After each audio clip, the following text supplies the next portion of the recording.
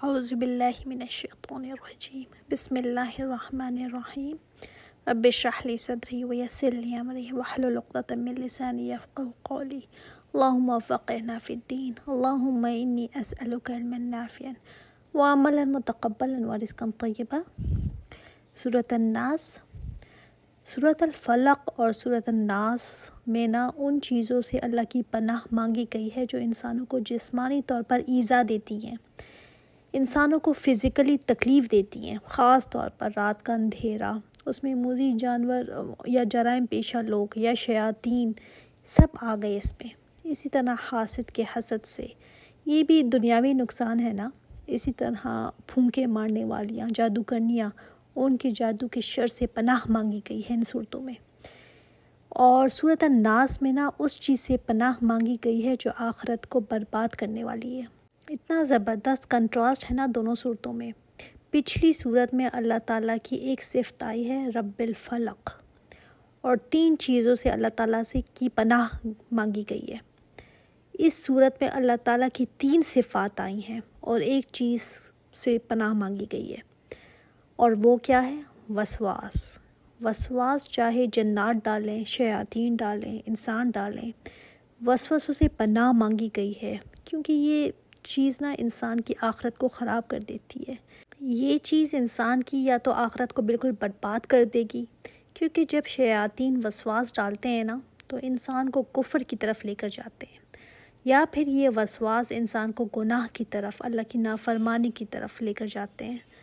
تو یا تو اس کی آئدر پارشلی آخرت خراب ہو جاتی ہے یا پوری کی پوری آخرت خراب ہو جاتی ہے۔ اگر کفر کی طرف انسان چلا گیا تو سب کچھ گون، اور اگر انسان کو نافرمانی کی طرف لے کر جاتا ہے تو انسان کو جہنم میں رہنا پڑے گا۔ ہو سکتا ہے کہ کچھ عرصے بعد جہنم سے نکل بھی آئے، لیکن سزا جہنم کی پھر بھگتنی پڑے گی۔ آخرت کا نقصان تو ہو گیا یاد رکھیے گا کہ آخرت کی چھوٹی سی چھوٹی سزا بھی دنیا کی ساری سزاؤں کو اگر جمع کر لیا جائے تو آخرت کی چھوٹی سی سزا بھی بہت بڑی ہے اس دنیا کے مقابلے میں۔ تو آخرت کو برباد ہونے سے بچانے کے لیے اللہ تعالیٰ نے ہمیں کچھ سکھایا ہے۔ انسان کتنا نادان ہے اللہ تعالیٰ نے سکھایا کہ تم میری طرف آؤ، تم پناہ مانگو ان چیزوں کے شر سے، آپ کی دنیا خراب نہ ہو، اس کے لیے اللہ تعالیٰ نے سورۃ الفلق اتاری کہ میری پناہ میں آ جاؤ، اور تمہاری آخرت خراب نہ ہو جائے، اس کے لیے اللہ تعالیٰ نے سورۃ الناس اتاری۔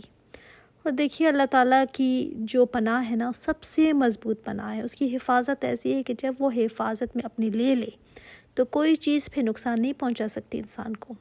تو اس نے خود کہا ہے آ جاؤ میری پناہ میں، اور اگر انسان اس کی پناہ لے لیتے ہیں تو پھر وہ چھوڑے گا کیا؟ نہیں وہ تو حفاظت فرمائے گا، اس نے خود ہی حکم دیا ہے۔ تو پھر یہ کیسے ہو سکتا ہے کہ جب ہم یہ صورتیں پڑھیں تو اللہ تعالیٰ کی پناہ ہمیں نہ ملے؟ اس یقین کے ساتھ پڑھیے اس کو کہ میرے رب نے مجھے کہا ہے، مجھے حفاظت کا وعدہ کیا ہے، تو اب کوئی چیز مجھے نقصان نہیں دے سکتی۔ اس لیے بتا رہی ہوں کہ بعض دفعہ لوگ پوچھتے ہیں کہ ہمیں لوگوں کے شر سے کوئی دعائیں بتائیں۔ جب یہ صورتیں بتائی جاتی ہیں تو وہ اس کو کوئی ایسی بڑی صورتیں نہیں سمجھتے۔ یقین کے ساتھ اس کو پڑھیں تبھی آپ کو فائدہ دے گی۔ قل اعوذ برب الناس، کہہ دیجئے میں پناہ میں آتا ہوں رب کی جو انسانوں کا رب ہے۔ رب کون ہوتا ہے؟ مالک۔ مالک، انسان اگر کسی چیز کا مالک ہونا تو انسان خوشی تبھی ہوتا ہے جب وہ چیز بڑھتی ہے۔ انسان کا اگر فرض کریں کوئی باغ ہے، کسی باغ کا مالک ہے، تو جب وہ باغ اپنا پھل لاتا ہے، جب وہ پھولتا ہے، پھلتا ہے، تبھی انسان خوش ہوتا ہے اس کو دیکھ دیکھ کر۔ اسی طرح رب جو مالک ہے، جو انسانوں کی پرورش کرتا ہے، بڑھاتا ہے انسان کو، اور یہ صرف ماں کی بھی ہوتی ہے کہ وہ پرورش کرتی ہے۔ تو جب ماں پرورش کرتی ہے بچے کی تو کیسے کرتی ہے؟ بچے کو اپنے سامنے رکھتی ہے، اس کو اپنے سامنے دیکھتی رہوں، اس کی حفاظت کرتی ہے۔ تو رب الناس جب ہم کہہ دیں اس رب کی پناہ میں آ گئی جو انسانوں کو پالنے والا ہے، جو انسانوں کا مالک ہے۔ ایک ماں کی محبت کو دیکھ لیں، اور وہ جو پھر 70 ماؤں سے زیادہ پیار کرتا ہے، اس کی ربوبیت، اس کی محبت کا پھر اندازہ لگائیں کہ وہ کہہ رہا ہے کہ آؤ میں تمہیں پناہ دیتا ہوں، میں تمہارا رب ہوں، اور ملک الناس یعنی وہ بادشاہ تمام انسانوں کا۔ ویسے تو وہ ہر چیز کا بادشاہ ہے، انسانوں کا یہاں پر کیوں کہا گیا؟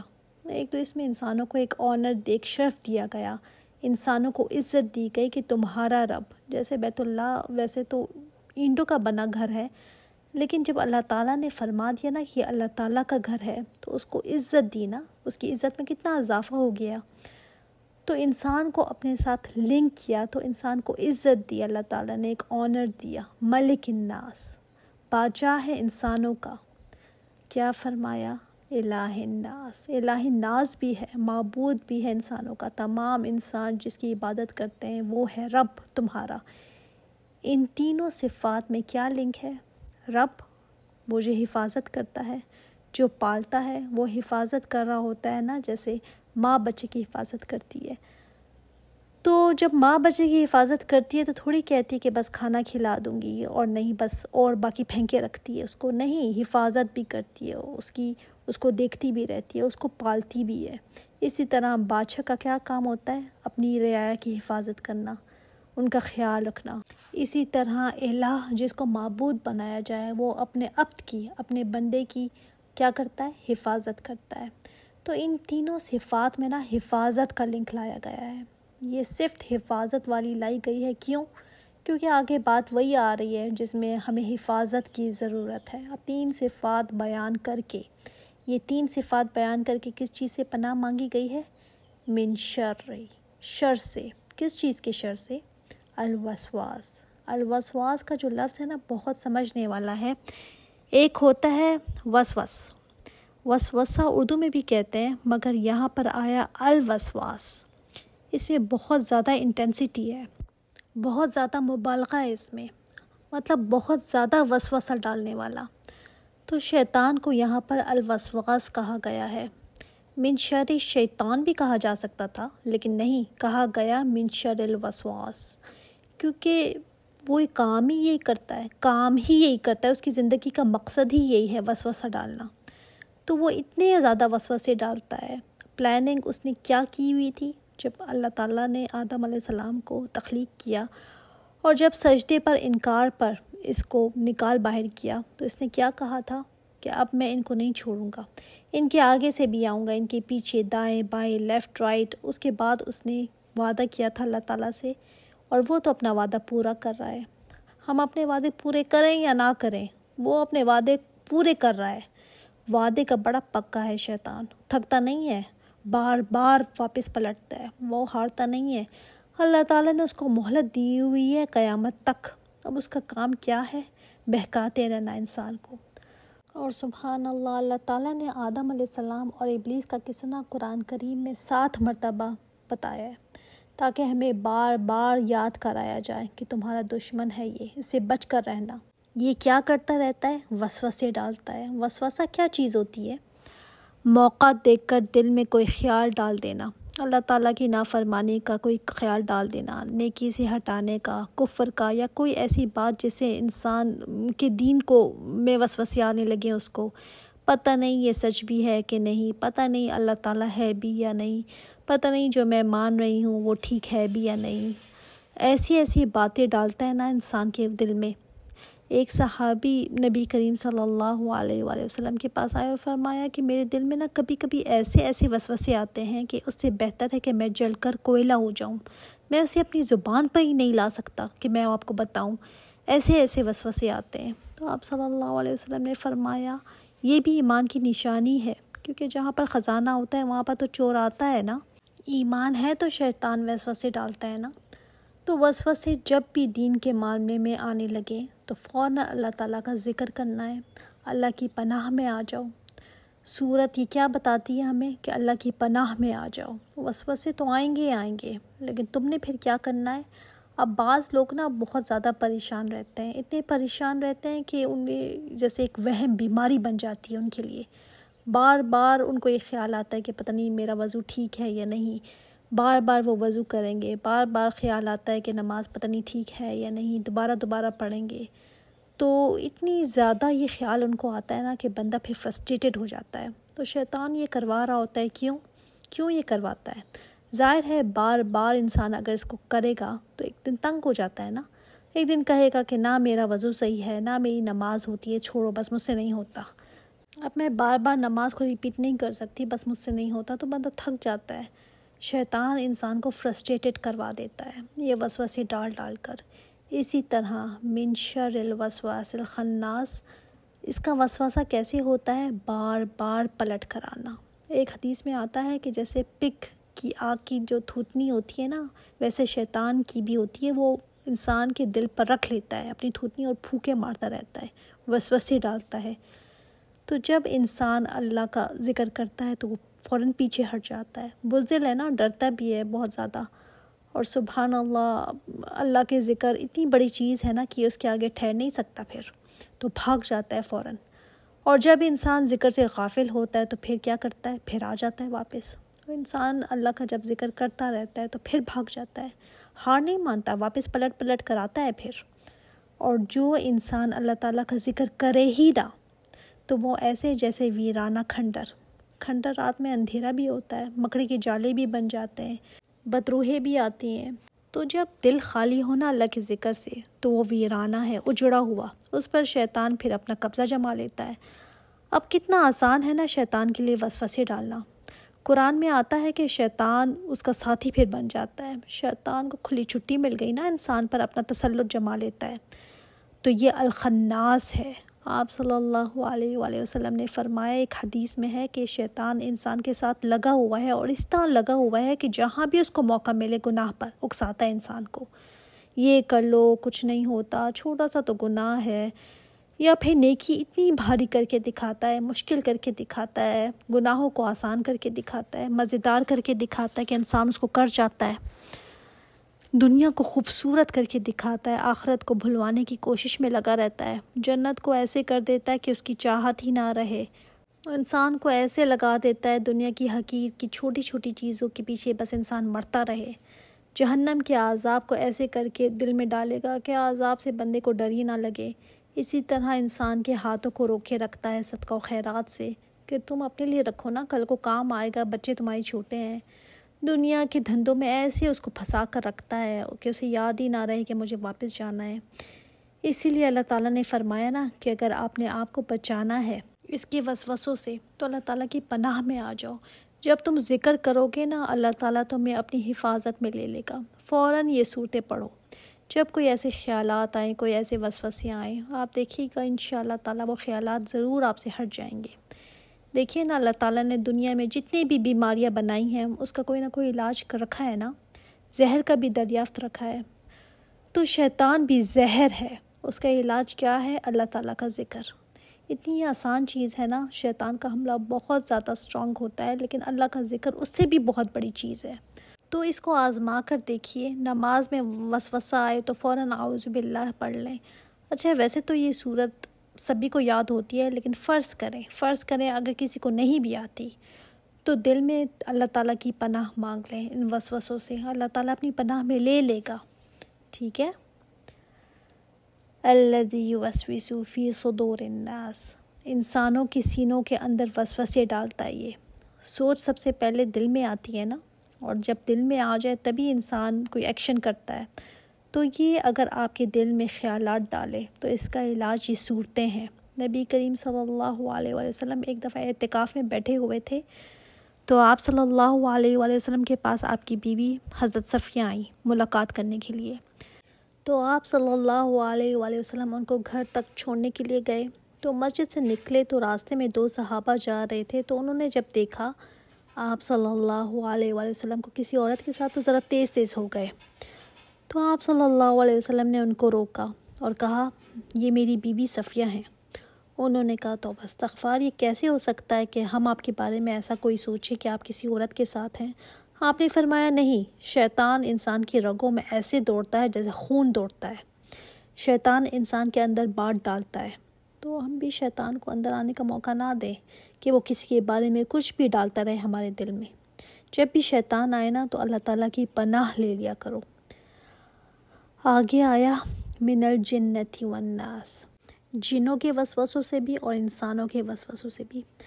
انسان بھی نا بعض دفعہ شیطانوں کے ایجنٹس ہوتے ہیں، شیطان کے لیے کام کر رہے ہوتے ہیں، شیطان اتنا ان پر غلبہ پا لیتا ہے نا، میں نے آپ کو بتایا نا، جس کے دل میں اللہ تعالیٰ کا ذکر نہیں ہوتا، شیطان اس پر قبضہ بڑی آسانی سے کر لیتا ہے۔ اب وہ بندہ شیطان کی باتوں پر چل رہا ہے، اب کیا ہوگا؟ اس بندے کے تھرو شیطان اپنا کام لے گا۔ خود بھی شیطان پھونکے مارتا ہے، جنوں میں سے بھی شیاطین ہیں، ابلیس جن تھا نا، اس کی اولادیں اس کے آگے چنچلے ہیں، تو جنوں میں سے بھی شیاطین ہیں، انسانوں میں سے بھی شیاطین ہیں۔ بعض دفعہ شیاطین ہمارے اپنے سرکل میں ہی ہوتے ہیں، دوستوں میں ہوتے ہیں، بعض دفعہ اپنے گھروں میں ہوتے ہیں، ہمیں نہیں پتہ ہوتا۔ ہم سوچتے ہیں کہ یہ تو میری اپنی ہے، میری دوست ہے، میری بہن ہے، میری بیسٹ فرینڈ ہے، مجھے کیوں غلط بات بتائے گی؟ لیکن اگر وہ اللہ تعالیٰ کے ذکر سے آپ کو دور کر رہی ہے، اللہ تعالیٰ کی کتاب، اس کے دین سے آپ کو دور کر رہی ہے، تو پھر شیطان نے اپنا غلبہ اس پر کیا ہوا ہے۔ شیطان اس کے تھرو آپ پر آئے گا۔ بعض دفعہ لوگ کہتے ہیں نا کہ ہر چیز تم شیطان پر ڈال دیتی ہو، تو دیکھیں یہ صورت کو کہ انسانوں میں سے بھی شیاطین ہوتے ہیں، ان سے بھی اللہ تعالیٰ کی پناہ میں آ جاؤ۔ انسان دیکھے اپنا سرکل، اگر اس کے سرکل میں کچھ ایسے لوگ ہیں جو دین کی طرف نہیں ہیں، تو شیطان ان کے دلوں میں باتیں ڈالے گا اور وہ پھر آپ کے دلوں میں باتیں ڈالیں گے۔ مثلاً دیکھا ہوگا آپ نے، بہت سارے لوگ کہتے ہیں کہ تم نے جب سے یہ جوائن کیا ہے اپنا قرآن کی جو کلاسز لیتی ہو، تو تم اپنے گھر پہ توجہ نہیں دیتی، کیا ضرورت ہے قرآن میں اتنا ٹائم لگانے کی، کیا اتنا ٹائٹ کس کر حجاب لیتی ہو، اماں لگتی ہو۔ اب شیطان کس کے تھرو آ رہا ہے؟ آپ کے ہمدردوں کے تھرو، جن پر آپ کو کبھی شک بھی نہیں ہو سکتا کہ یہ میرے لیے کچھ برا چاہیں گے۔ تو یاد رکھیے گا، شیطانی چالوں سے اپنی آنکھیں، اپنے کان کھلے رکھیں۔ ان کا وسوسہ جب بھی کوئی آپ کو نیکی سے دور کرنا چاہے نا، گناہ کی طرف آپ کو بلائے، تو سمجھ لے شیطان اس کے تھرو آ گیا ہے۔ فوراً اللہ کی پناہ میں آ جائیں، ذکر کریں، یہ صورتیں پڑھیں، اللہ تعالیٰ آپ کی حفاظت فرمائے گا۔ اور جب انسان کا تعلق اللہ تعالیٰ سے مضبوط ہونے لگتا ہے نا، تو شیطان اس وقت اور بھی ایکٹیو ہو جاتا ہے۔ کیوں؟ کیونکہ اس کا مقصد کیا ہے؟ مقصد یہ نہیں ہے کہ آپ کو کھانے پینے سے روکے گا یا پہننے اوڑھنے سے روکے گا، اس کا مقصد یہ ہے کہ آپ کی آخرت بگڑ جائے، جہنمی ہو جائیں آپ۔ اللہ تعالیٰ نے قرآن پاک میں فرمایا نا کہ یہ چاہتا ہے کہ تمہیں اپنے ساتھ جہنم میں لے جا گرائے۔ اس نے کیا کہا تھا اللہ سے کہ تو نے اس انسان کی وجہ سے مجھے نکالا ہے نا، میں یہ ثابت کر دوں گا کہ یہ انسان اس قابل نہیں تھا کہ اس کو ملائکہ سے سجدہ کرایا جاتا، یہ ناشکرہ ہے، احسان فراموش ہے، جو مقام و مرتبہ تو نے انسان کو دیا ہے نا اللہ، یہ اس کے قابل نہیں ہے۔ اور یہی پروف کرنے کے لیے وہ ایڑی چوٹی کا زور لگاتا رہتا ہے، پوری کوشش اس کی ہوتی ہے کہ انسانوں کو ان کے رب سے دور کر دے۔ کیوں نماز میں سب سے زیادہ وسوسے آتے ہیں؟ جو باتیں یاد نہیں آتی سارا دن، جو باتیں سارا سال ہمیں یاد نہیں آتی، وہ نماز میں آنے لگتی ہیں۔ کیوں؟ شیطان اس وقت بہت زیادہ ایکٹیو ہو جاتا ہے۔ قرآن جب لے کر بیٹھنے لگو تو یاد آ جاتا ہے، پہلے یہ کام کر لوں، وہ کر لوں، تو بیٹھتا ہی نہیں جاتا سارا دن۔ قرآن پڑھنے کے لیے اتنی رکاوٹیں آنے لگتی ہیں نا، کس وجہ سے؟ کیونکہ شیطان کبھی نہیں چاہے گا کہ آپ اس کتاب کو سمجھیں، اس رب کے کلام کو سمجھیں، اس سے تعلق بنائیں۔ اللہ تعالیٰ کی رسی ہے نا، ایک سرا اللہ کے پاس ہے تو دوسرا سرا انسان کے پاس، تو وہ کبھی نہیں چاہے گا کہ آپ اس قرآن کو لے کر بیٹھیں، اس کو سیکھیں، اس کو سمجھیں۔ اور اگر کوئی آ ہی گیا نا، جس کسی نے اس وسوسوں کو دور کر کے، اس رکاوٹ کو دور کر کے، عبور کر کے اس قرآن کی طرف اگر آ ہی گیا، تو اب شیطان کیا چاہے گا کہ عمل میں نہ کر پائے، عمل کی طرف نہیں آنے دے گا۔ پڑھ لو جتنا چاہے پڑھو، عمل میں نہیں آنے دیتا۔ عمل انسان کا کوڑا رہ جاتا ہے، اتنے وسوسے ڈالتا ہے نا، اتنے وسوسے اتنا مشکل کر کے دکھاتا ہے نا کہ کسی طرح یہ عمل میں نہ آنے پائے۔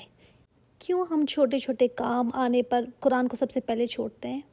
اس کو پتہ ہے نا کہ قرآن زندگیوں میں ہمارے آ گیا تو زندگیاں تو بدل جائیں گی، گھر بدل جائیں گے، ان کی اولادیں بدل جائیں گی، ان کی زندگیاں سنور جائیں گی، ان کی آخرت بن جائے گی۔ تو اس لیے ان وسوسوں سے بچنے کے لیے یہ صورتیں 3 دفعہ، سورۃ الفلق، سورۃ الناس اور سورۃ الاخلاص، صبح 3 دفعہ اور شام کو 3 دفعہ۔ یہ ایسے سمجھ لیں جیسے آپ اپنی وائٹامنس لیتے ہیں، آپ نے اپنی گولی جو روزانہ کھانی ہوتی ہے نا، سمجھ لیں یہ ایسے ہی بیماریاں پیچھے پڑی ہیں اور مجھے یہ گولی کھانی ہے، ایسے ان صورتوں کو پڑھیں۔ اور رات کو سونے سے پہلے بھی اپنے ہاتھوں پر پڑھ کر، پھونک کر اپنے پورے جسم پر پھیریں، تو انشاءاللہ تعالیٰ محفوظ رہیں گے۔ سبحانک اللہم و بحمدک، اشہد ان لا الہ الا انت، استغفرک و اتوب الیک۔ السلام علیکم و رحمۃ اللہ وبرکاتہ۔